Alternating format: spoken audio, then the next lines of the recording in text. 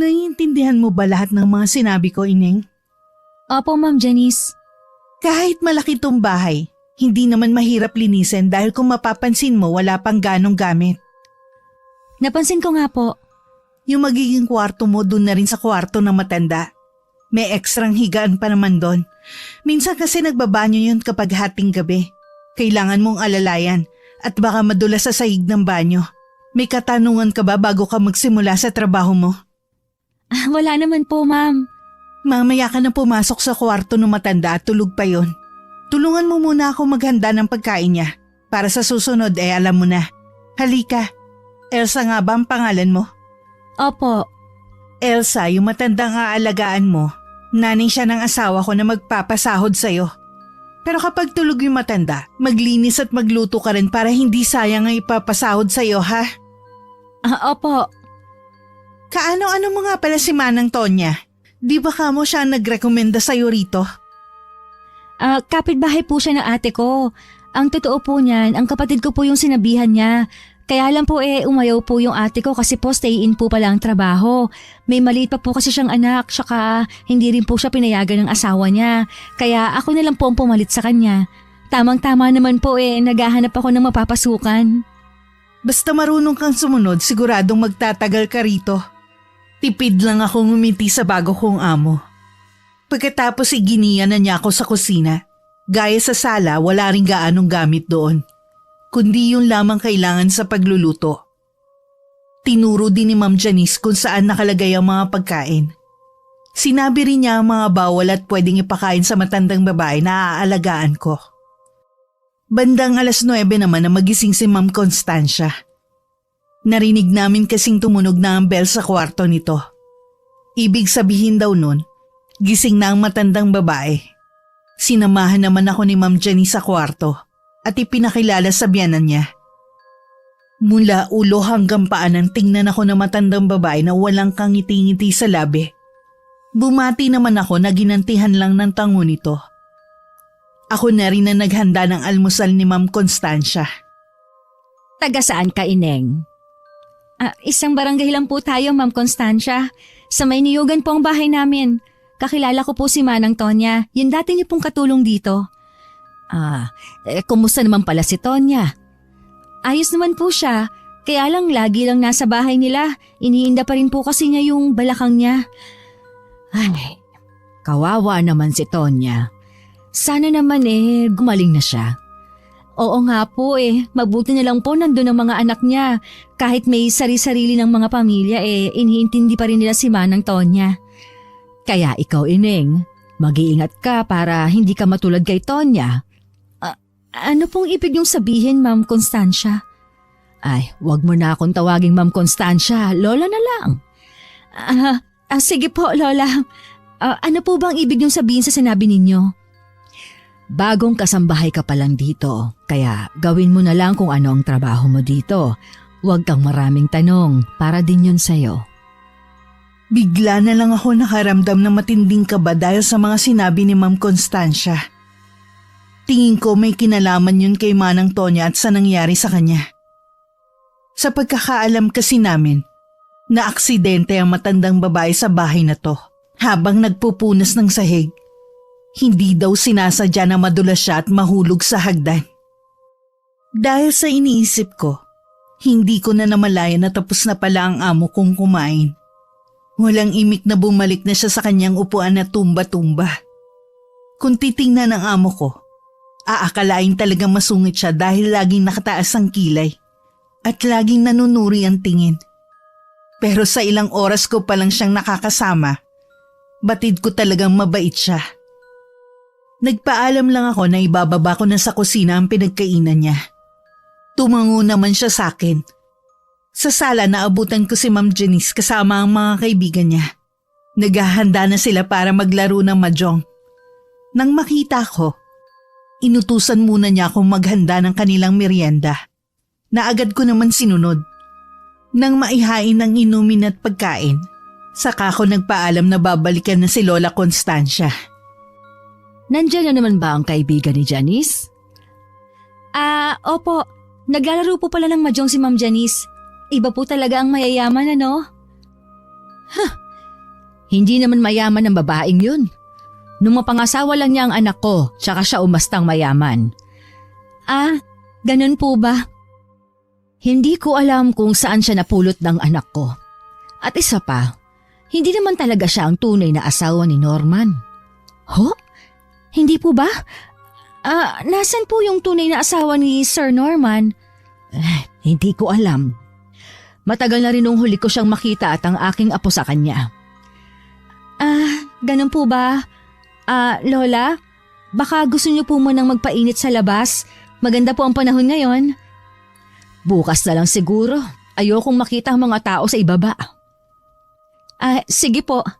Aayusin ko na lang po itong kama niyo at maglilinis na rin po ako ng kwarto niyo. Sige lang, Ineng. Gawin mo lang ang gusto mo. Habang inaayos ko ang kobrekama, pasulyap-sulyap ako sa amo ko. Blanko ang mukha niya na nakatingin lang sa kawalan. Ilang oras pa lang ako sa bahay na yun, marami na akong nalalaman. Kung magtatagal pa ako, siguradong buong lihim yata ng pamilya ay malalaman ko na rin dahil sa amo ko. May binanggit din sa akin si Ma'am Janice. Nag-uulyanin na rin daw ang biyanan niya. Minsan din daw kung ano-anong sinasabi nito. Kaya huwag ko daw paniwalaan. Tingin ko naman nasa maayos pa naman na pag-iisip ang matandang babae. Mahina na nga lang siya at mabagal kumilos. Nang makatapos ako sa paglilinis sa kwarto, nagpaalam ako sandali na bababa ng kusina para maghanda naman ng tanghalian. Habang nasa kusina nga ako, pumasok naman si Ma'am Janice. Yung matanda. Iniwan ko po sandali sa kwarto. Nakikinig po siya ng radyo. Para ba sa kanya ang niluluto mo? Opo. Tanga ka pala eh. Alam mo may mga kaibigan ako. Tapos para sa matanda lang yung lulutuin mong pagkain. Pasensya na po. Ipagluluto ko na lang po kayo. Iba po kasi ang pagkain ni Ma'am Constancia. Kung hindi pa kita pinasok dito, hindi ko pa malalaman na wala kang balak paghandaan kami ng pagkain. Hindi naman po. Pasensya na po talaga, ma'am. Hay nako, maglabas ka nga muna ng kape sa sala habang hinihintay ka namin makaluto. Opo, isusunod ko na po kaagad. Okay. Bago lumabas ng kusina, tinapunan pa ako na matalim na sulyap ni Ma'am Janice. Itinigil ko muna ang ginagawa ko at nagmadali na ako nagtimpla ng kape nila. Agad ko na rin yung dinala sa sala. Nagtatawanan pa sila habang nakatingin sa akin. Siguradong narinig nila habang pinapagalitan ako ng amo ko kanina. Bumalik naman agad ako sa kusina. Narinig ko pang sinabi ng amo ko sa mga kaibigan niya na bago nila akong katulong sa bahay. Inuna ko munang ipaghain ng pagkain sina Ma'am Janice at mga kaibigan niya. Bago ko inakyat sa kwarto ang pagkain naman namin ng alaga ko. Pasensya na po kung natagalan ako. Nagugutom na po ba kayo? Ay, hindi pa naman. Marami kasi akong nakain kanina eh. Ikaw bang nagluto ng pagkain ko kanina? Ako nga po, Lola. Buti po nagustuhan ninyo ang niluto ko para sa inyo.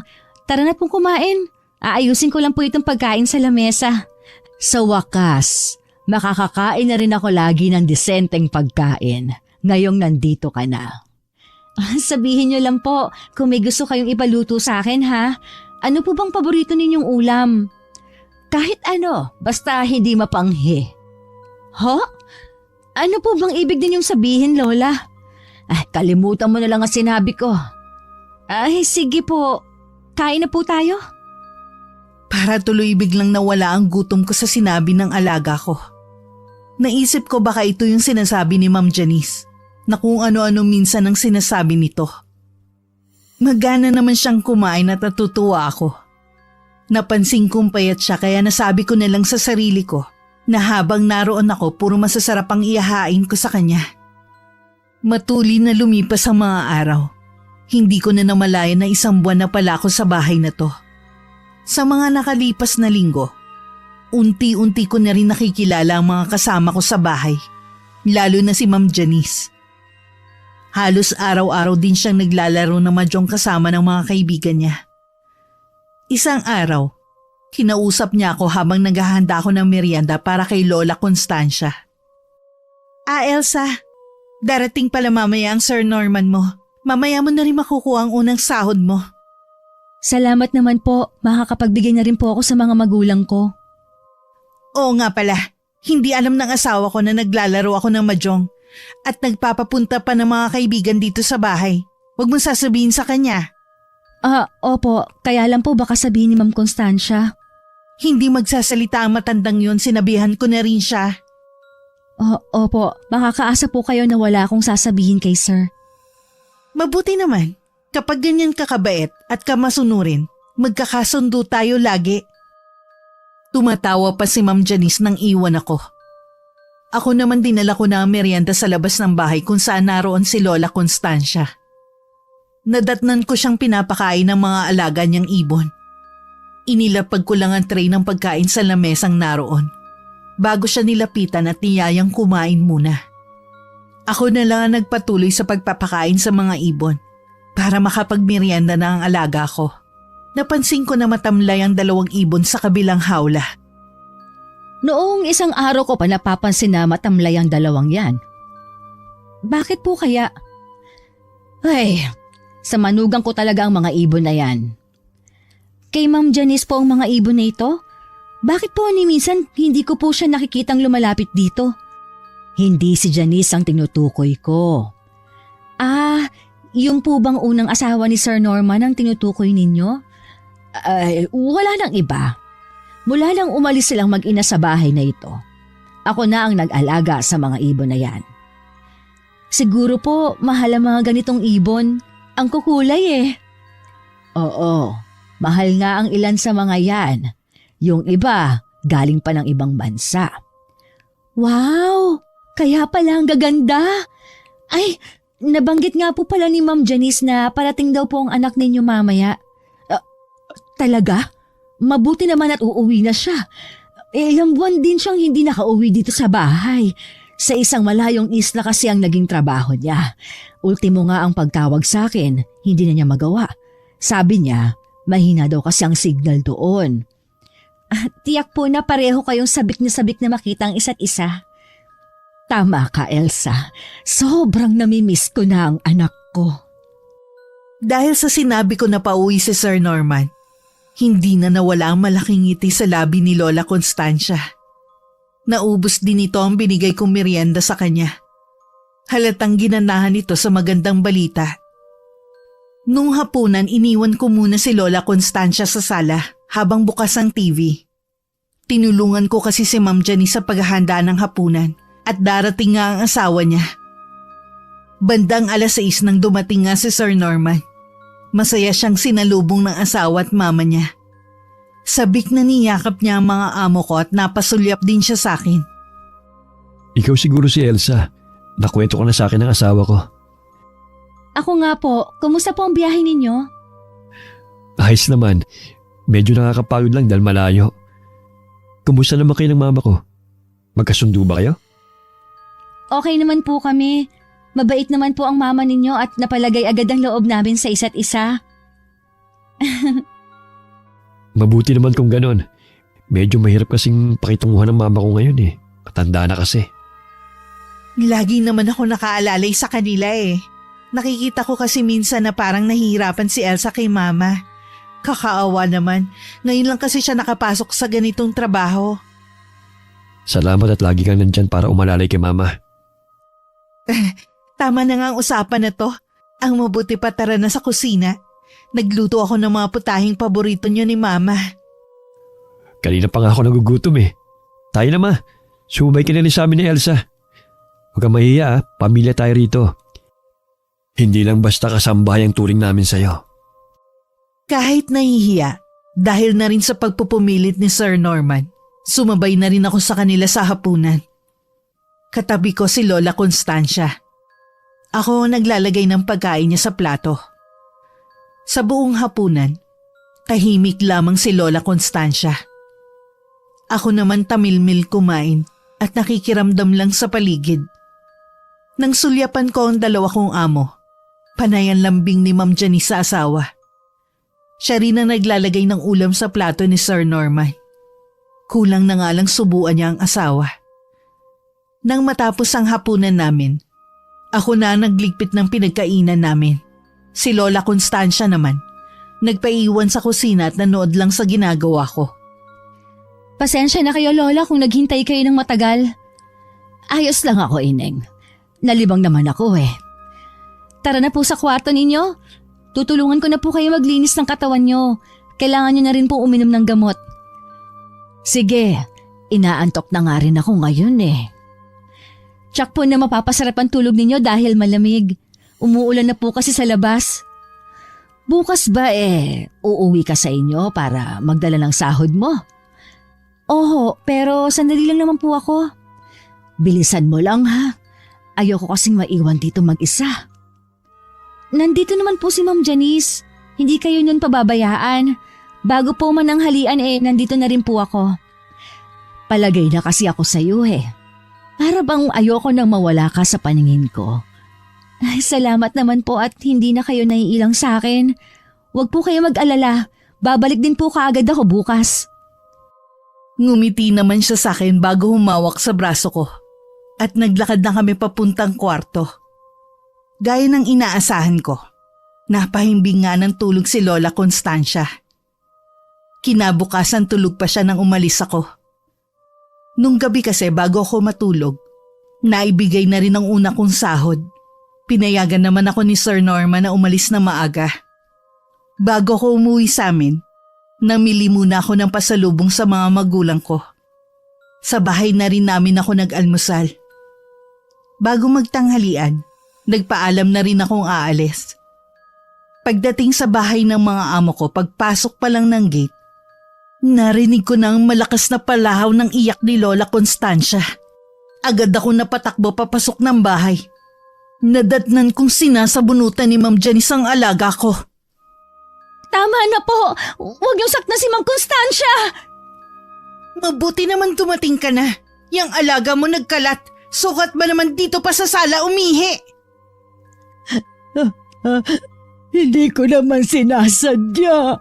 Sa sobrang takot ko kasi napaihi ako. Kung kailan naman kasi tumanda ka, tsaka ka naging baboy, nakakadiri ka. Huwag na po kayo magalit sa kanya. Ako na lang po ang maglilinis ng sahig. Natural na ikaw ang maglilinis. Ikaw ang kasambahay dito. Alangan naman ako ang maglilinis. Ako ang amo dito. Sana naman po huwag na ninyong sigawan ng ganun si Lola Constancia. Baka po makarating to sa anak niya. Isipin minamaltrato ninyo ang mama niya. Bakit? Magsusumbong ka, ha? Ay, hindi po. Hindi naman pala mabuti pa ikulong mo na ang matandang yan sa kwarto niya. Bilisan mo na rin linisin ang kalat niyan at parating na ang mga kaibigan ko. Opo. Tara na po muna sa kwarto ninyo, Lola Constancia. Lihim na lang ako naiiling at hindi rin makapaniwala sa nadatnan ko. Si Lola Constancia naman ay panay pa rin ng iyak. Pagdating sa kwarto niya, agad ko na siyang nilinisan at binihisan ng bagong damit. Nung kalmado na siya, saka ko naman binalikan ng sala. Naabutan ko doon na nakapamewang si Ma'am Janice at galit na naghihintay sa akin. Bakit ba ang tagal mo? Di ba kanina ko pa pinalilinis tong sahig? Pasensya na po, Ma'am Janice. Pinakalma ko po muna si Ma'am Constancia. Wala kasing tigil sa pag-ihak. Ano pang tinatanga-tanga mo dyan? Linisin mo na yan para tingnan mga kaibigan ko. Opo, lilinisin ko na. Ang bagal talaga. Kinuha ko na ang basahan at balde na may lamang tubig at sabon. Minadali ko na ang paglilinis ng sahig dahil nakikita kong parang sinisilihan na ang amo ko. Pabalik-balik ang kanyang lakad at halata na kabado siya. Sakto naman natapos ako saka nagdatingan ng mga kaibigan niya. Inutusan pa niya akong maghanda ng pagkain para sa kanila. Mabilis naman akong tumalima para hindi na ako mapagalitan. Nang wala nang iuutos ang amo ko, tsaka ako naman dinalhan ng pagkain si Lola Constancia. Nagulat ako nang mapansin na tila gutom na gutom siya. Lola, hindi po ba kayo nag-almusal kanina? Kapag kami lang ni Janice ang naiiwan dito, hindi niya talaga ako pinapakain. Ang tamad ng babaeng yon para asikasuhin ako. Anong oras po ba umalis si Sir Norman? Maagang umalis kanina ang anak ko. Baka lingguhan na naman ang uwi niya. Okay na rin yun, kaysa ilang buwan bago siya umuwi.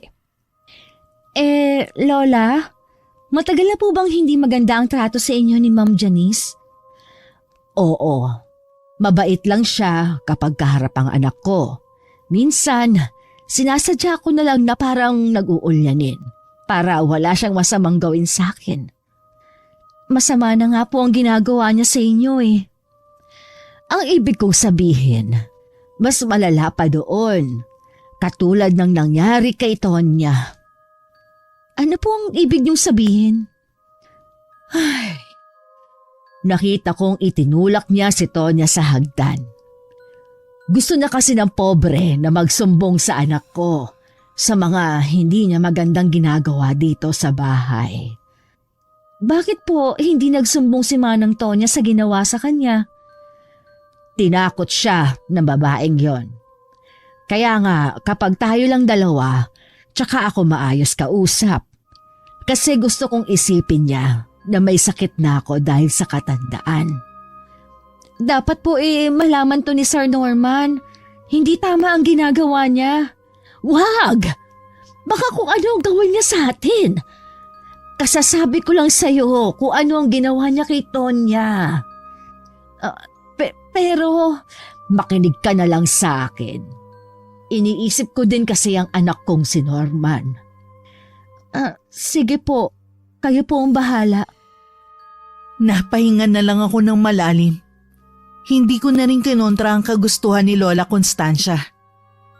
Ang pagmamalupit ni Ma'am Janice ay nasundan pa at nagpaulit-ulit na lang. Minsan sinasaktan niya ako ng walang dahilan. Bakit po, ma'am? Anong bakit? Nagtatanong ka pa? Dahil sa'yo minalas ako. Natalo ko sa laro namin ng mga kaibigan ko. Wala naman po akong ginagawa. Yun nga eh. Wala ka nang ginawa kundi tumunga nga lang dito sa bahay. Imbis na maglinis ka, puro yung matanda na lang yung iniintindi mo. Yun naman po kasi ang trabaho ko dito, hindi ba? Unahin ko po si Ma'am Constancia bago ang ibang gawain dito sa bahay. Nangangatwiran ka pa, ha? Ginagalit mo talaga akong babae ka eh. Dahil sa'yo, imbis na buhay reyna ako dito sa bahay, ako pang gumagawa ng mga gawain mo. Kaya ako minamalas kasi pagod na ako bago magsimula ang laro namin. Pasensya na po kung sa tingin ninyo ako ang nagbibigay ng kamalasan sa inyo. Puro pasensya na lang ang naririnig ko sa'yo. Umalis ka na nga dito sa harapan ko. Alumpit pa akong lumayo habang umiiyak. Nagtungo na lang ako sa kwarto namin ni Lola Constancia. Wala akong magawa kundi umiyak sa kandungan ng matandang babae. Agad naman itong naunawaan ang nangyari. Hinagod-hagod pa niya ang likod ko. Nang mga sumunod na araw, maaga na lang akong gumigising para maglinis habang tulog pa si Lola Constancia. Iniiwasan ko na kasing magalit at saktan ako ni Ma'am Janice. Sa mga araw na lumilipas, wala pa rin kamalay-malay si Sir Norman sa nangyayari sa loob ng bahay niya. Minsan umuwi siya at nagtanong sa akin. Okay ka lang ba, Elsa? Po? Okay naman po. Bakit niyo po naitanong? Para kasing matamlay ka. May sakit ka ba? Wala po. Napuyat lang po ako kagabi. Siguro gawa ni Mama. Pasensya ka na kung nahihirapan ka sa kanya, ha? Nag-iisip na nga ako kung kukuha pa ako ng isa pang kasambahay, eh. Baka kasi matagalan o hindi na makabalik si Tonya dito sa bahay. Wala naman pong problema sa mama ninyo. Mabait po siyang alagaan. Sigurado ka? Baka naman pinagtatakpang mo lang si Mama. Nagsumbong kasi sa akin ng Ma'am Janice mo. Madalas daw na sinusumpong si Mama. Minsan nga daw sinasaktan ka na. Kaya ba may pasa ka? Nako, hindi po totoo yan. Ito pong pasa ko po, nakuha ko po nung bumangga sa pader. Hindi po talaga nananakit ang mama ninyo. Ngayon ko lang napatunayan kung gaano ka kabait. Talagang pinagtatanggol mo pa si Mama. Huwag niyo po sanang pagagalitan ng mama ninyo. nakikiusap po ako sa inyo. O sige, pero sana wag mo nga hayaan na saktan ka niya. Hindi kasama sa sweldo mong pananakit niya. Hindi porket matanda na siya at naghulianin palalampasin ko na mga ginagawa niya. Magsumbong ka lang sa akin kapag inulit pa niya yon, ha? Dahil hindi ko alam ang isasagot kay Sir Norman, napilitan na lang akong tumango sa kanya. Nang dumating si Ma'am Janice, nagpaalam na akong babalik sa kusina para maghanda naman ng pagkain ni Lola Constancia. Mula sa kusina, naririnig ko pa ang kanilang pinag-uusapan. Lihim na lang ako napapaismid sa mabait na tono ng amo kong babae. Naawa na nga ako kay Elsa sa ginagawa sa kanya ni Mama. Minsan gusto ko na lang siyang paalisin kaya lang mas naaawa ako sa kanya. Kailangan din niya ng trabaho At isa pa, kung kukuha tayo ng bagong kasambahay, baka ganun din ang sapitin. Anong gagawin natin? May naisip ko bang solusyon? Huwag kang mag-alala, iniisip ko niyan. Sa ngayon tutulungan ko na lang sa pag-aalaga si Elsa. Naaawa talaga ako sa batang yun. Salamat naman at may malasakit ka sa kanya. Galing din naman ako sa hirap. Kaya naiintindihan ko ang kalagayan ni Elsa. Ayoko lang na may minamaltrato na kasambahay. Nang hindi ko na naririnig ang kanilang mga boses, tumuloy na ako sa kwarto namin ni Lola Constancia. Nadatnan ko siyang nakikinig lang ng radyo. Nung pumasok ako, nginitian niya ako. Naisip kong palitan muna siya ng damit bago pakainin. Sobrang init kasi ng panahon. Tapos ang suot niya ay damit na mahaba ang manggas. Nung tinutulungan ko na magpalit si Lola Constancia, nagulat ako dahil nakita ko marami siyang pasa sa katawan. Yung iba sa mga yun ay nangingitim na. Matiim ko siyang tinitigan. Umiwas naman siya ng tingin. Si Ma'am Janice din po ba ang may gawa nito? Oo, Elsa. Bruha ang babaeng yon. Kailan niya po ginawa ang pananakit sa inyo? Tuwing gabi. Ho? Magkasama po tayo tuwing gabi sa kwarto Imposible naman pong hindi ako magising kung sinasaktan niya kayo. Hindi ko rin alam. Pero siya talaga ang may gawa nito. Hindi ko po kayo maintindihan, Lola. Mayroon kang dapat malaman tungkol sa babaeng yon. Yun din ang dahilan kung bakit takot si Tonya na sabihin ang totoong nangyari sa kanya. Ano pong itinatago ng babaeng yon? Si Janice ay isang mangkukulam. Ano po? Totoo po ba yan?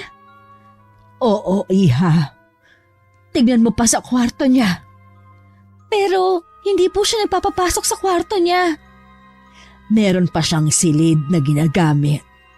Yung dating kwarto ng apo ko. Nandun ang kanyang munting altar. Ay, ang mabuti pa po kumain na kayo. Kalimutan na po ninyong napag-usapan natin ngayon. Tumangulang sa akin si Lola Constancia. Ako naman napaisip ng malalim. Buong araw tuloy akong parang wala sa sarili. Nung bandang hapon naman, nagpaalam ang mag-asawa na may pupuntahan lang. Sinamantala ko yon para pasukin ang kwarto na sinasabi ni Lola Constancia. Mabuti na lamang nang pihiting ko ang seradura ng kwarto ay bukas yun. Nang makapasok ako, agad na tumambad sa akin ng amoy kandila.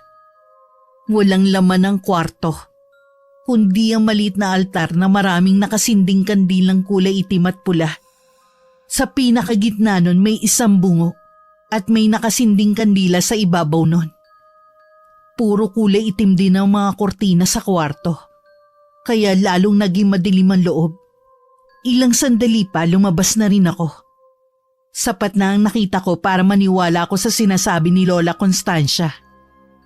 Binalikan ko si Lola sa kwarto namin. Niyaya ko siyang lumabas para pakainin ng mga alaga niyang ibon. Ngunit ganun na lang ang gimbal namin na makita na patay na lahat ng ibon sa hawla. Ang iba sa mga yun ay nilalanggam na. Kahapon, nung pinapakain ko sila, lahat sila nangihina na. Alam ko mamamatay na rin sila kagaya ng ibang ibon. Kawawa naman. Kaya pala, wala akong naririnig na huni ng ibon kanina. Malakas ang pakiramdam ng mga ibon.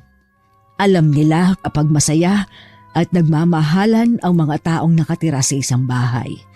Ngayon, puro kalungkutan na lang ang namamayani sa bahay na ito. Lola, matanong ko lang po. Alam niyo po ba kung nasaan ang dating asawa at anak ni Sir Norman? Ang totoo niyan, matagal na kaming walang balita sa kanila. Baka tinakot din sila ni Janice. Mahal ako ng apo ko, pero kahit siya, hindi na rin nagpakita sa akin. Maaaring tama po kayo ng hinala. O di kaya, may iba pa silang malalim na dahilan. Ang mabuti pa, Ineng, umalis ka na sa bahay na ito habang may pagkakataon pa. Ayokong may masamang mangyari sa'yo dito. Hindi po ako aalis. Hindi ko po kayo iiwan. Hindi ka ba naniniwala sa akin na mangkukulam ang babaeng yun? Naniniwala po. Kaya nga po ayaw ko kayong iwan dito. Baka kung anong gawin niya sa inyo kapag umalis ako. Matanda na naman ako eh.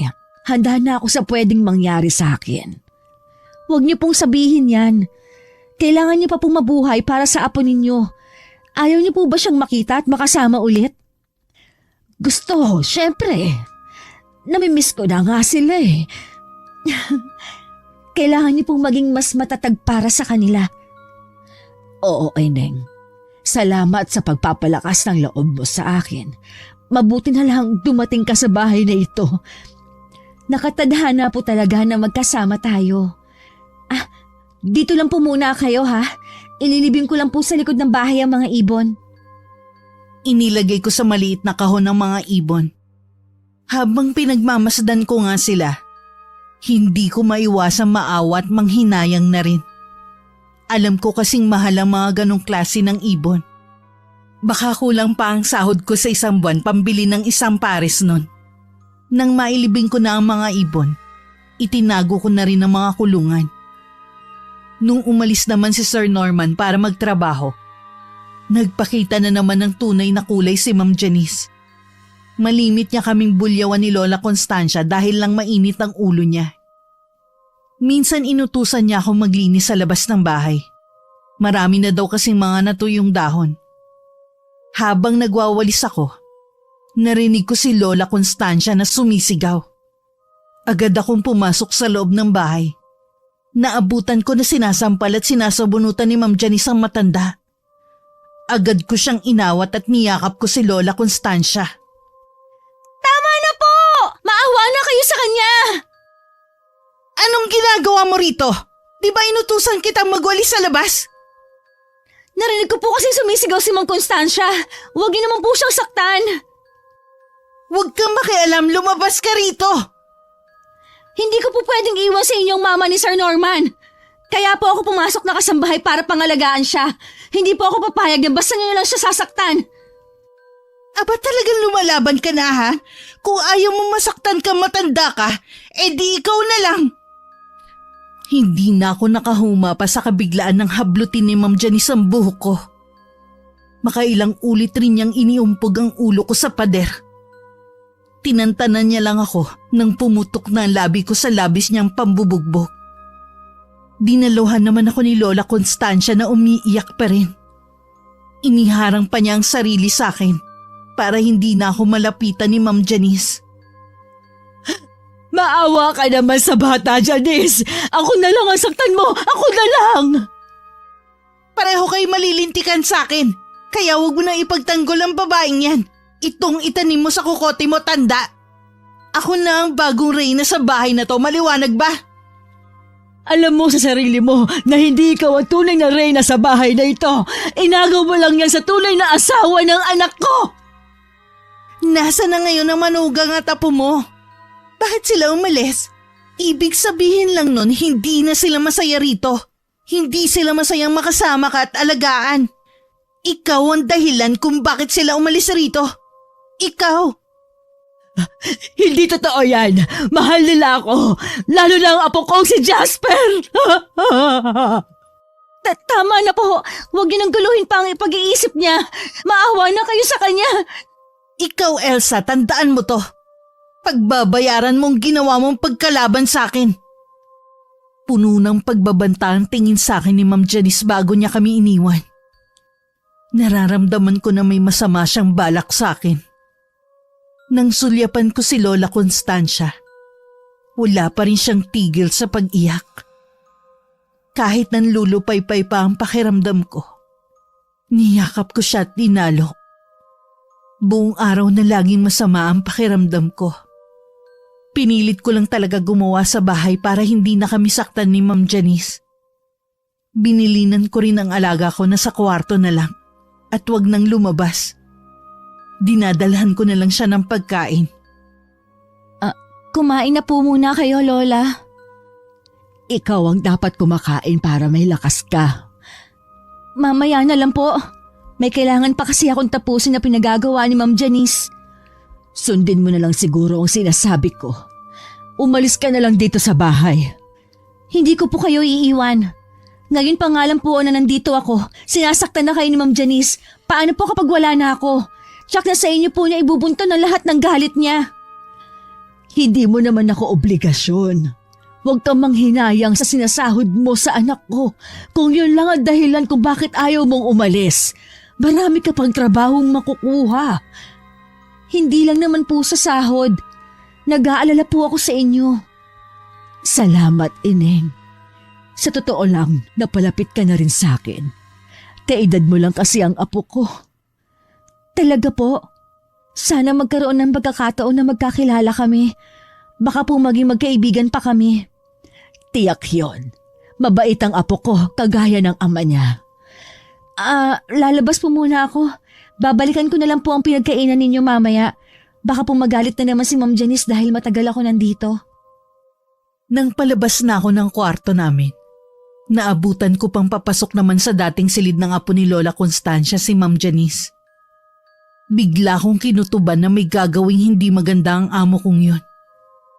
Tumuloy na lang ako sa may kusina at tinapos ang iba pang gawain doon. Kinagabihan inaapoy ako ng lagnat. Mabuti na lamang may gamot na nakatabi si Lola Constancia. Tatawagin ko si Janice para madala ka namin sa doktor. Hindi na po kailangan, Lola. Magiging maayos na rin po ang lagay ko bukas. Magpahinga na lang po kayo. Bawal din po sa inyong mapuyat. Babantayan muna kita. Hindi pa naman ako inaantok eh. Baka po dahil lang sa panahon. Sobrang init tapos biglang lalamig. Ay, sana nga. Dahil lang sa masamang panahon kaya ka nagkasakit. Iniisip niyo po ba na baka may kinalaman si Ma'am Janice sa pagkakasakit ko? Posible. Ganyan din kasi ang nangyari kay Tonya dati. Kung siya nga po ang dahilan ng pagkakasakit ko, mali po siya ng taong aapihin. Ano ba ang ibig mong sabihin, Ineng? Ha? Wala po. Huwag niyo na lang po pansinin ang sinabi ko. Sige na, magpahinga ka na. Ayokong tuluyan ka magkasakit. Tayo na nga lang ang magkakampi sa bahay na to eh. Bukas po, tiyak na maayos na ang lagay ko. Pumikit lang ako para makita ni Lola Constancia na natutulog na ako. Nang maramdaman ko na tulog na siya, tsaka ako nagmulat ng mga mata. Bumangon din ako mula sa pagkakahiga. Kumuha ko ng tubig at saka uminom. Pakiramdam ko kasi matutuyuan na ako ng tubig sa katawan. Paghiga ko, inusal ko ng paulit-ulit ang isang dasal na tinuro sa akin ng ama ko. Hanggang makatulugan ko nga ang pag-usal ng dasal na yon. Kinabukasan magaan na nga ang pakiramdam ko. Agad ko na rin inuna ang mga gawain ko sa bahay. Nang magising si Ma'am Janice, nakaluto na ako ng almusal niya. Napansin ko rin ang kakaiba niyang titig sa akin. Kumusta ang tulog mo, Elsa? Maayos naman po. Mukha nga eh, kasi maaga ka nagising ngayon. Ang alaga mo gising na ba? Hindi ko po alam. Pero tignan ko po ngayon para madalahan ko na rin siya ng almusal. Elsa, uuwi nga pala ang Sir Norman mo mamaya. Binabalaan kita. Huwag na huwag kang magsusumbong kung ayaw mong malintikan sa akin. Opo. Sige na, puntahan mo na ang alaga mo. Tungo ang ulo ko na tumalikod at naglakad palayo. Hindi ko maiwasan na makaramdam ng pagngingit-ngit sa dibdib ko. Naikuyong ko na lang ang mga kamao ko habang patungo sa kwarto ng amo ko. Pagpasok ko sa loob, gising na nga si Lola Constancia. Magaling ka na ba, Ineng? Ang aga mo kasing gumising eh. Oho, gusto niyo na po bang kumain? Gusto ko sana sa labas na lang kumain. Naiinip na kasi ako dito sa loob ng kwarto. Sige po, tara na po sa labas. Hindi naman po siguro magagalit si Ma'am Janice. Sa kusina naman po kayo kakain eh. Mabuti na lamang na makalabas kami ng kwarto at nagtungo sa kusina. Hindi na namin inabutan si Ma'am Janice. Mukhang tapos na siyang kumain. Nang maipaghain ko si Lola Constancia ng almusal niya, tsaka ako naman iniligpit ang pinagkainan ni Ma'am Janice. Natanaw ko pa nga siya sa labas ng bahay. Nakatingin sa kawalan na tila malalim ang iniisip. Mamaya mo na lang hugasan ng mga yan. Sabayan mo na akong kumain. Sige Paula, gutom na nga rin ako. Huwag mong hayaan na magutom ka sa bahay na to. Kumain ka lang ng kumain. Huwag mong pansinin si Janice. Hindi naman siya ang bumibili ng pagkain dito sa bahay eh. Nakita ko nga po siya na nasa labas ng bahay. Mukhang malalim ang iniisip. May pinaplano na naman siguro na hindi maganda. Tungkol naman po kaya kanino?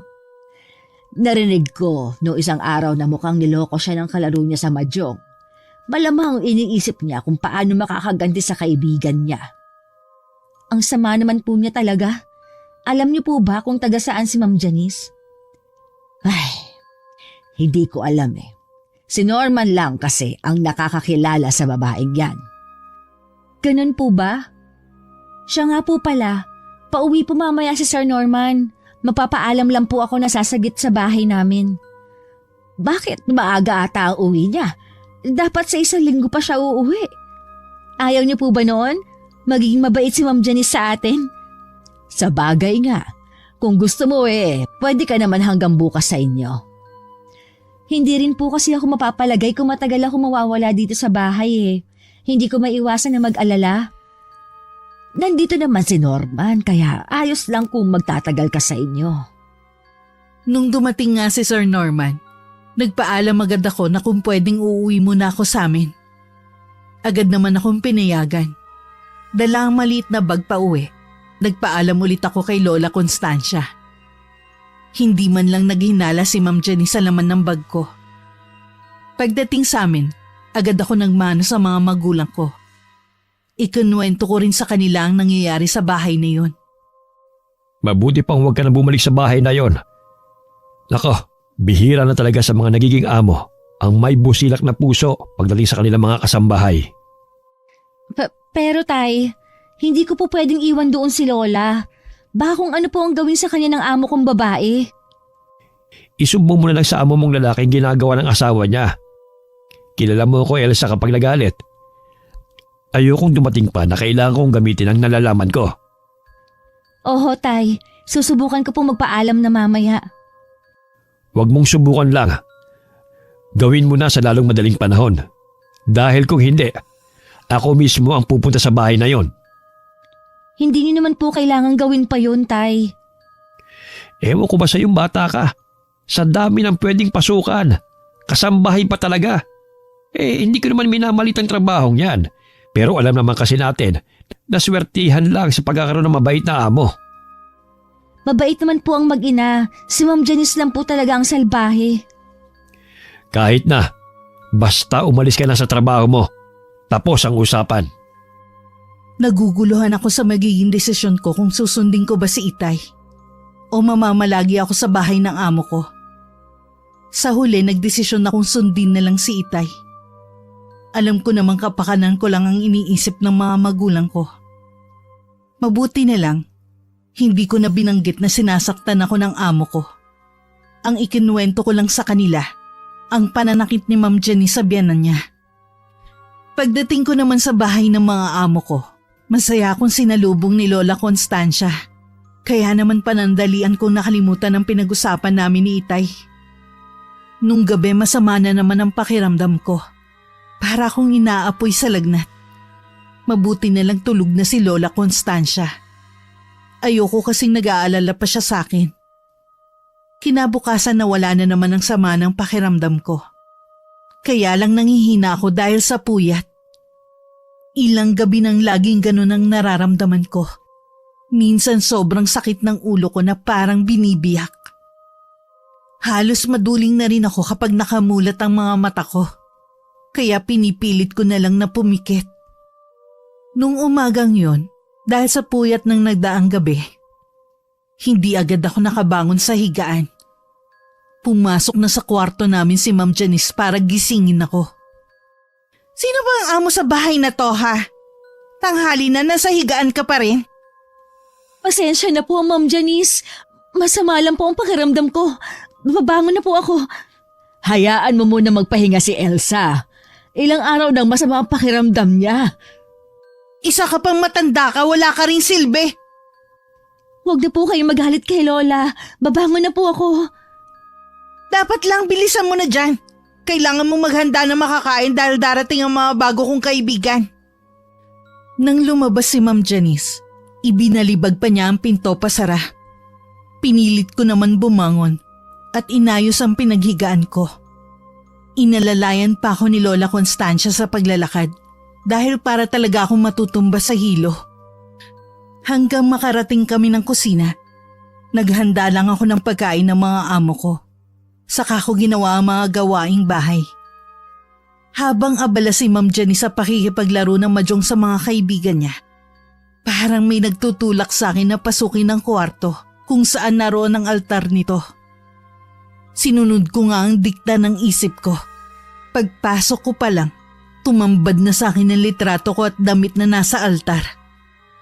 Kumuyong bigla ang kamao ko dahil sa ngit-ngit.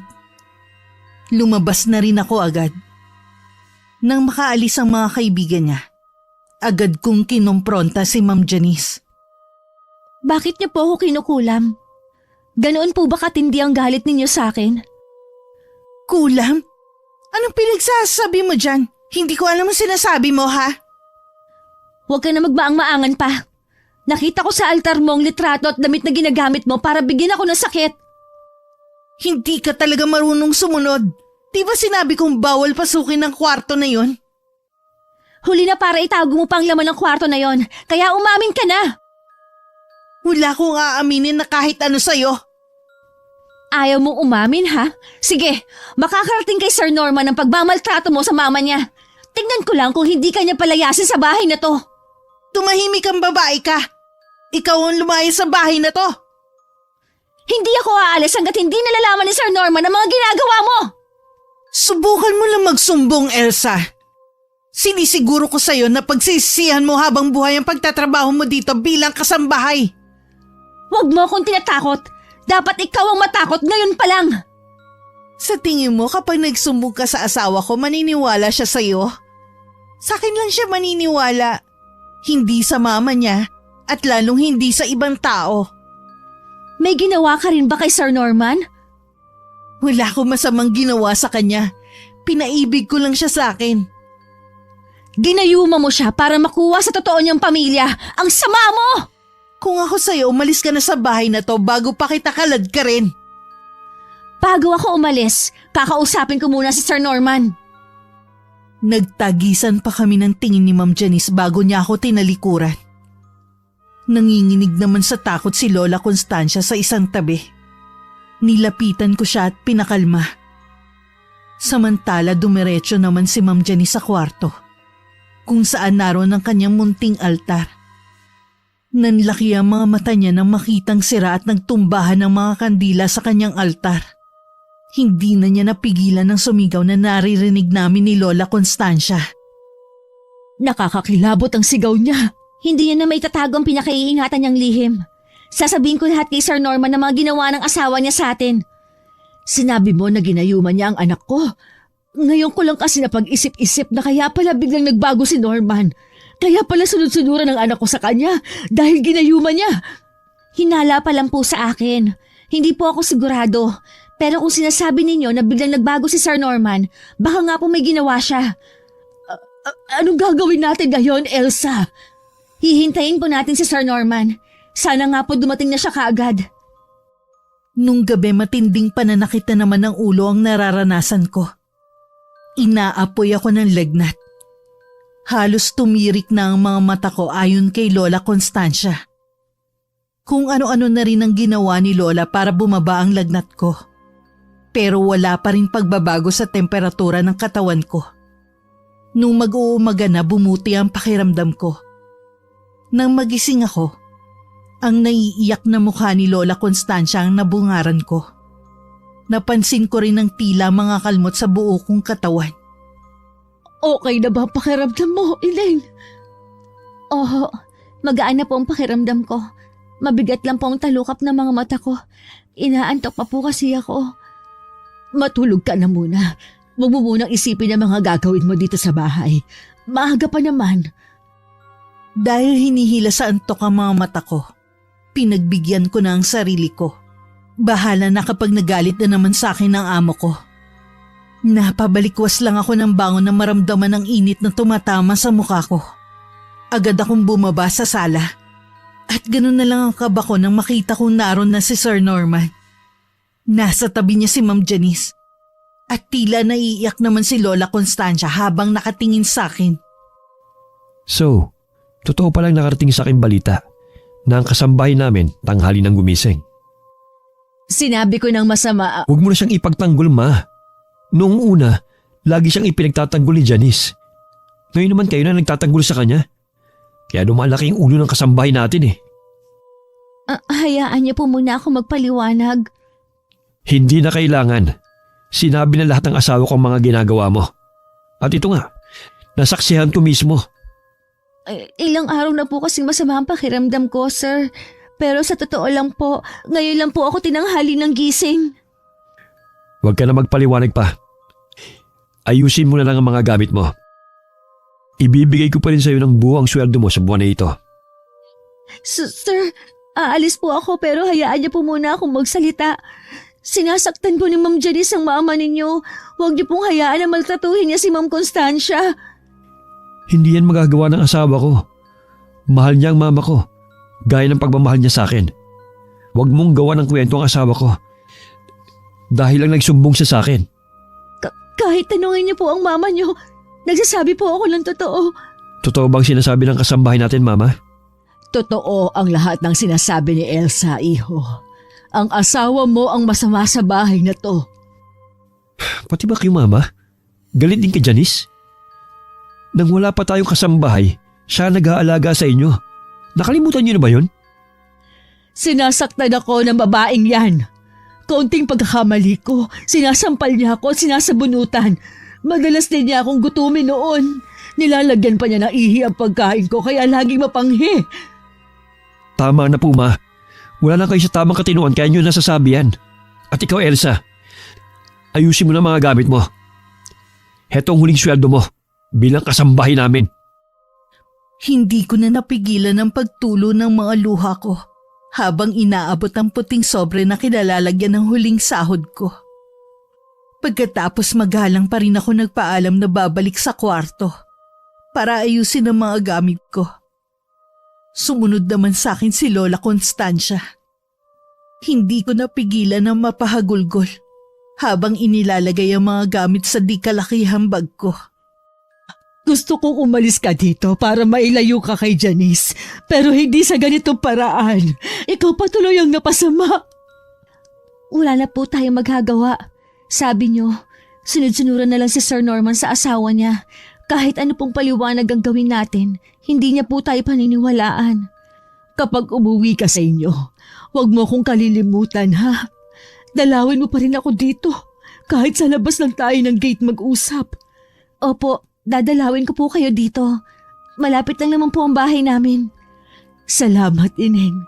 Naging masaya ako sa sandaling habang nandito ka. Huwag kang mag-alala. Kakausapin ko lagi ang anak ko. Sana lang matauhan siya sa babaeng yon. Isuot niyo po itong kwintas na to. Kahit wala na po ako dito, poprotektahan kayo niyan laban sa babaeng yon. Kwintas? Sige, Ineng. Iingatan ko ito. Bumuhos muli ang mga luha namin ni Lola Constancia Nang umalis na ako sa bahay nila, hindi ko nakita ang mag-asawa sa paligid. Pero ramdam ko ang presensya ni Ma'am Janice. Alam kong nakamasid siya sa amin. Nung umuwi ako sa bahay, hindi ko na nakayanan ng lahat. Bigla na lang ako nawalan ng malay. Mabuti na lang naroon ng kapatid ko at siyang sumalo sa akin. Inaapoy na naman ako ng lagnat nung gabing yon. Hanggang inabot na ng ilang araw. Mabuti na lamang may kaalaman sa paggagamot ang aking ama na minana pa niya sa kanyang mga magulang. Nung gumaling ako, bumalik na sa dating sigla ang aking katawan. Hindi lang ako makapaniwala na 1 linggo akong nakaratay sa higaan. Paano mo malalaman? Lagi kang hibang dahil sa taas ng lagnat mo. Nagkaroon na rin ng nana ang mga sugat mo sa katawan. Matindi po talaga ang ginawa sa akin ni Ma'am Janice. Mahinang kulam lang ang kaya niyang gawin. Ngayon, umanda siya sa akin. Hindi ako papayag na isa sa miyembro ng pamilya ko ang kakantiin ng kahit na sino. Kukulamin niyo rin po ba siya? Mas matindi ang ibibigay ko sa kanya. Nakaramdam naman ako ng tuwa dahil sa sinabing yun ng aking ama. Sa wakas kasi, makakaganti na rin ako kay Ma'am Janice. Maging si Lola Constancia, maigaganti ko na rin. Hinanap ko ang gamit na dinala ko noon sa bahay. Naroon kasi ang suklay at damit ni Ma'am Janice. Ibinigay ko yun kay tatay, na inabot naman niya na walang imik. Mula sa lahi ng mangkukulam sa malayong isla ang aking ama. Parehong magaling na manggagamot ang kanyang mga magulang. Bago nila tinalikuran ng pagiging albularyo at naging mangkukulam. Kaya ang aking ama ay magaling din manggamot. Sa katunayan, marami ang nagpapagamot sa kanya. Tanging ang buong pamilya lamang namin ang nakakaalam sa iniingatan niyang lihim. Sa tagal na naming naninirahan sa lugar na yon, 1 beses pa lang na meron siyang kukulamin na isang taong may alam din sa kulam. Samantala lumilipad naman ang isip ko sa bahay kung saan ako nagtrabaho bilang kasambahay. Labis ako nag-aalala kay Lola Constancia ng mga sandaling yon. Ramdam ko na may masama na naman nangyayari sa kanya ng mga oras niyon. Bakit hindi ka lumalabas ng kwarto mo? Kanina pa kita tinatawag, matanda ka. Hayaan mo na lang ako dito. Nananahimik ako dito. Ayaw kitang makita. Aba, lumalaban ka na ngayon. Sino nagturo sa'yo na sumagot sa'kin? Si Elsa ba, ha? Wala nang babaeng yun. Baka inuuod na nga ang katawan niya sa lupa. Anong ginawa mo kay Elsa? Kinulang mo pa rin siya kahit wala na siya dito? Oo, ganti ko sa pagiging pakialamera niya at pagiging matabil. Akala yata niya ay makakaya niya ako. Kaya halika na sa baba. Ikaw na ang gagawa ng lahat ng trabaho niya. Bitiwan mo, sabi ako! Lumayo ka sa akin, ano yung suot mo? Bakit nakakapaso? Ito ba? Bigay ito sa akin ni Elsa para proteksyon ko laban sa'yo. Ganun siya kabait sa akin hanggang sa huli. Ako pa rin ang inaalala niya. Ilayo mo ang kwintas na yan sa akin. Humanda ka sa akin kapag napasa kamay ko yan. Hindi mo ito makukuha sa akin. Dadaan ka muna sa bangkay ko bago mo pa sa kamay mo to. Sobrang talim ang titig na iniwan ni Ma'am Janice kay Lola Constancia bago siya tumalikod. Hinihingal naman na naupo na lang sa kanyang tumba-tumba ang matandang babae. Nung umuwi ng araw na yun si Sir Norman, agad siyang kinausap ng asawa tungkol kay Lola Constancia. Suko na ako sa mama mo, Norman. Lahat ginawa ko na pero nananakit na siya. Tingnan mo pa sa ako dito sa kamay, oh. Gawa niya to. Ako nang humihingi ng kapatawaran sa ginagawa ng mama ko. Habahan mo pa sana ang pasensya mo. Para sa'yo gagawin ko ang lahat. Mahal ko din ang mama mo kaya nagtitiis pa ako. Kaya lang eh. Kakausapin ko siya ngayon. Nang tumalikod si Sir Norman para puntahan ng ina, gumuhit na naman ang imbing ngiti sa labi ni Ma'am Janice. Hindi pa man ngiting tagumpay na siya. Hindi niya akalain na ang konting nalalaman sa kulam ay makakatulong sa kanya ng malaki. Naabutan naman ni Sir Norman ang ina na nakaupo lang sa tumba-tumba. Ni hindi man lang tumingin ito sa kanya. Alam kasi ni Sir Norman na hanggang ng mga oras na yon ay galit pa rin sa kanya ang matandang babae dahil sa pagpapalaya sa akin sa bahay na yon. Mama, bakit po hindi kayo lumalabas ng kwarto nyo? Lagi na lang kayo nagkukulong dito. Pabayaan mo na lang ako sa gusto kong gawin. Total, hindi naman ako mahalaga sa'yo. Hindi po yan totoo. Mahalaga po kayo sa akin. Hindi ko alam kung ano ang pinakain sa'yo ng babaeng yan. Kinalimutan mo ang lahat, pati ang mag-ina mo na tunay mong pamilya. Sila po ang kusang umalis. Dahil sa babaeng yan, mas pinili mo siya kaysa sa sarili mong pamilya. Hindi ko rin po alam kung bakit nangyari ang lahat ng ito. Basta alam ko lang, mahal ko si Janice. Magising ka na sana sa katotohanan, Norman. Hindi pa naman huli ang lahat. Hanapin mo ang mag-ina mo at saka mo ibalik dito. Hindi ko po alam kung magandang ideya yan. Baka magalit si Janice. Ang babae na namang yon. Lagi mo na lang sinisigit ang pangalan ng babaeng yon sa usapan natin. Teka lang po ma, hindi po ba kayo nainitan dito sa kwarto nyo? Hindi naman. Tsaka huwag mong baguhin ang pinag-uusapan natin. Tsaka na lang po tayo mag-uusap. Naalala ko may gagawin pa pala ako. Yung kwintas nyo, hindi yan maganda. Itapon nyo na lang yan. Ibinigay to sa akin ni Elsa. Kaya pala, itapon nyo na lang yan. Ibibili ko na lang kayo ng mas maganda pa dyan. Ayoko! Sa akin lang ito. Hindi ko ito tatapon. Kayo po ang bahala. Lalabas po muna ako. Naiiling na lang si Lola Constancia habang nakasunod ng tingin sa anak. Napahawak pa siya sa kwintas na bigay ko. Mula nang makita ni Sir Norman ang kwintas na suot ni Lola Constancia, naging balisa na siya. Kahit sa hapunan halata ang pananahimik niya na ipinagtaka ni Ma'am Janice. Nang tanungin naman niya ang asawa, umiiling-iling lang si Sir Norman. Nung gabi habang mahimbing nang natutulog sa tabi ang asawa, dahan-dahan bumangon si Ma'am Janice at nagtungo sa silid kung saan niya isinasagawa ang ritual sa pangungulap. Kinuha niya ang nakatagong botelya na may lamang langis. Hindi yun pangkaraniwan. Kailangan niya muli yun ipatak sa inumin ng kanyang asawa. Mukha kasing nawawala na ang bisa ng gayuman niya rito. Kinabukasan siniguro ni Ma'am Janice na maaga siyang magigising para makapaghanda ng almusal nila. Nang pumasok si Sir Norman sa kusina, nakahanda na ang ngiti niya para rito. Maupo ka na dito. Ipinagtimpla na kita ng kape. Salamat. Puro paborito ko itong niluto mo ah. Ang mama pala. Baka tulog pa. Hindi pa niya pinapatunog ang bell niya sa kwarto eh. Baka dalahan ko na lang siya mamaya ng pagkain. Sige, mauna na tayong kumain. Baga kasi ako aalis eh. Ah, siya nga pala. Uwian na ako ngayon.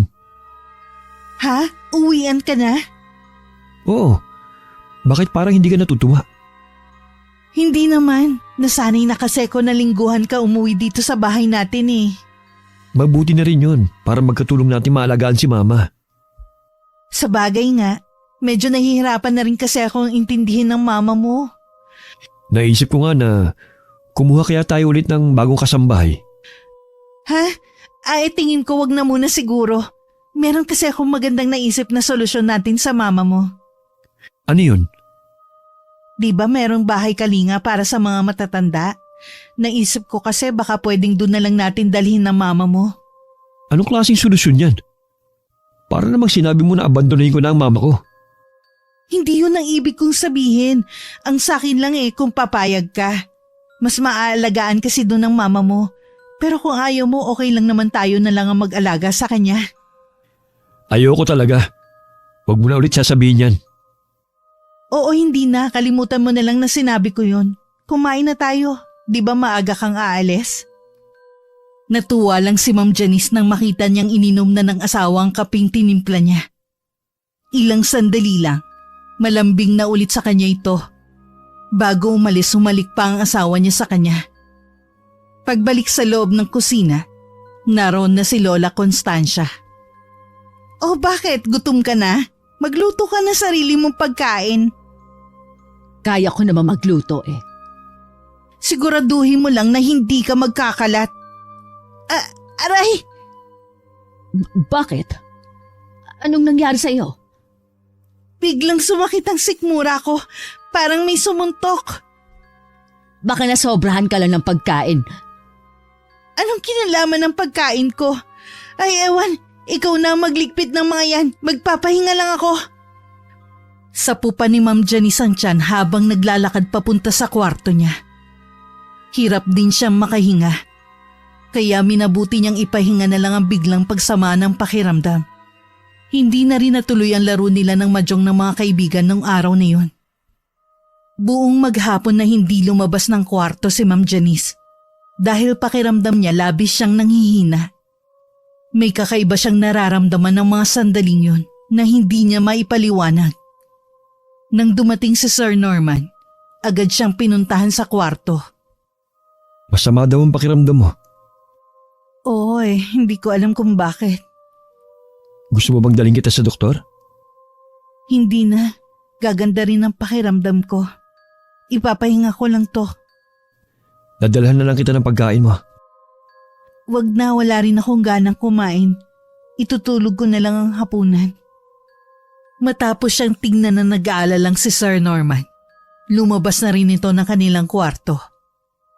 Mula nga ng araw na yun, hindi na muling nakalabas ng kwarto si Ma'am Janice.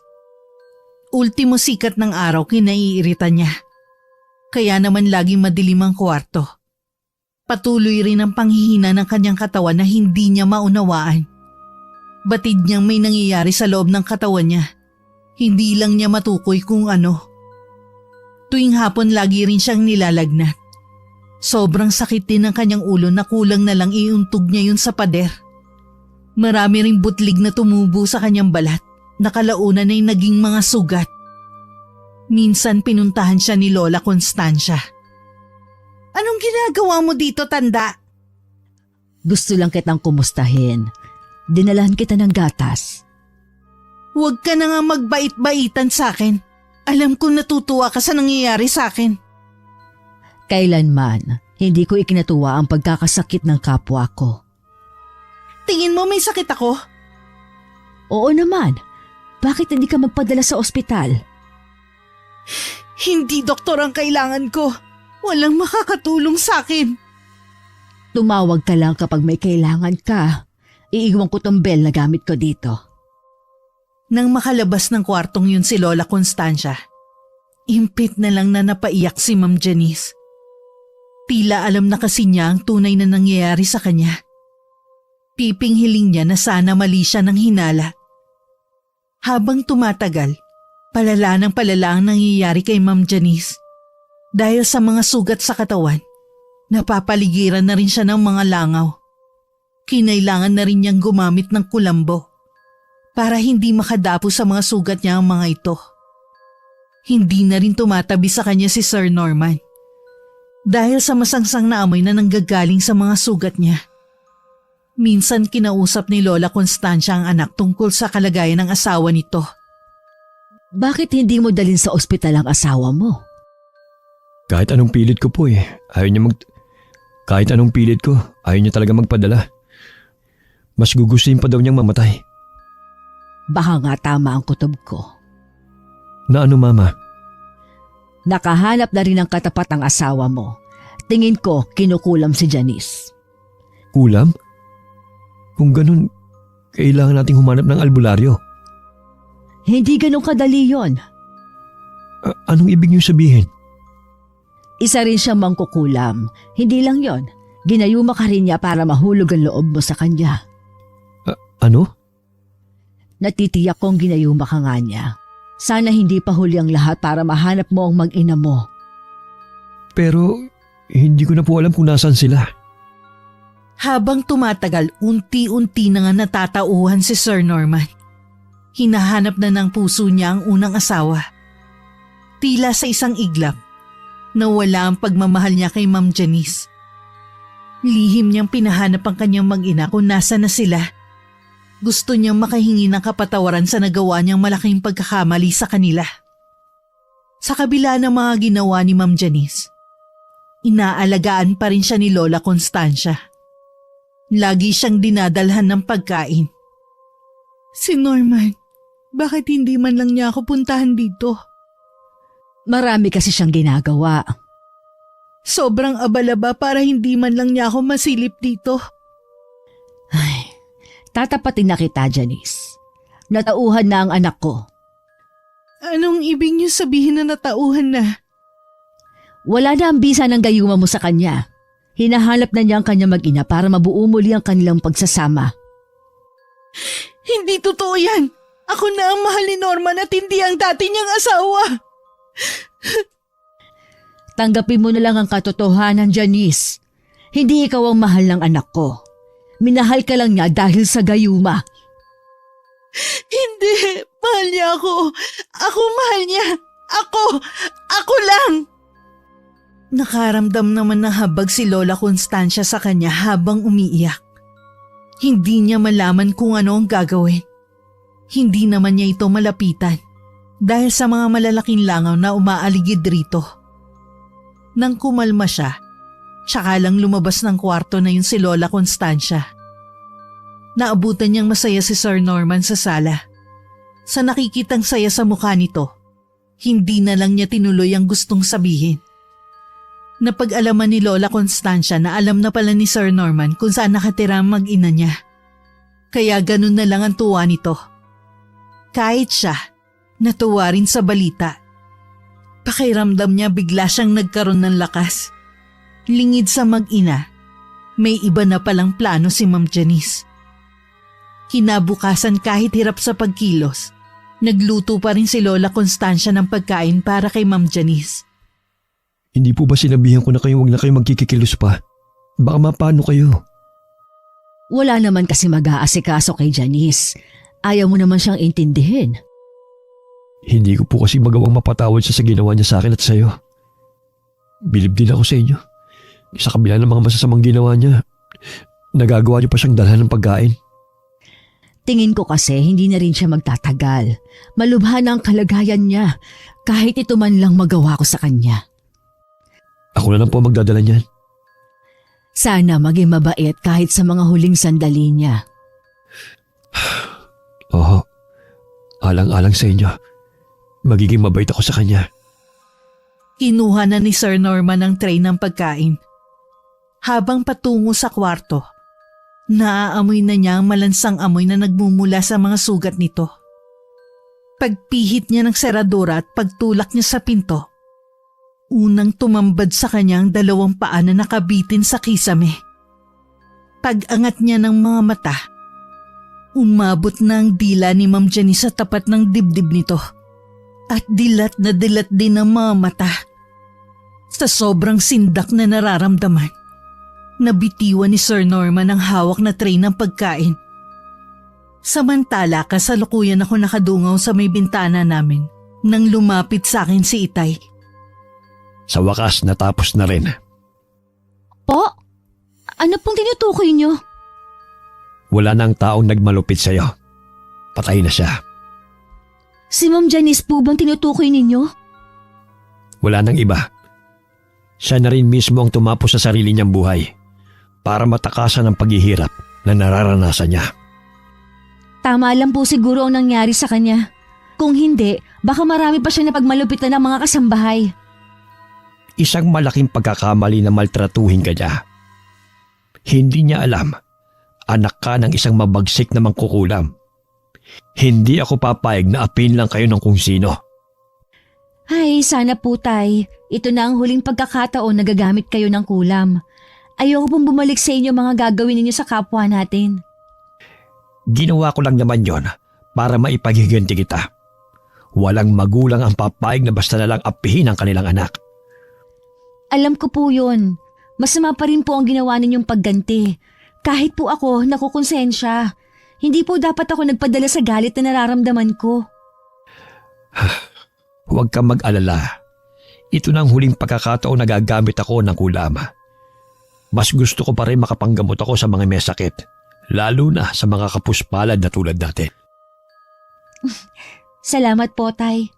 Mas gusto ko po kayong nakikita na nanggagamot kaysa mangulam. Nang sumunod na araw, binisita ko ang bahay kung saan ako nagtrabaho bilang kasambahay. Saradong-sarado na yon. Sabi nung napagtanungan ko, umalis na raw ang mag-ina ron. Balak na rin daw ibenta ang bahay. Nakaabot din sa akin ang balita na nahanap na ang mag-ina ni Sir Norman at kasalukuyan silang magkakasama. Hindi man kami muli nagkita ni Lola Constancia. Nasan man siya ngayon, alam kong masaya na siya na buo ulit ang pamilya niya.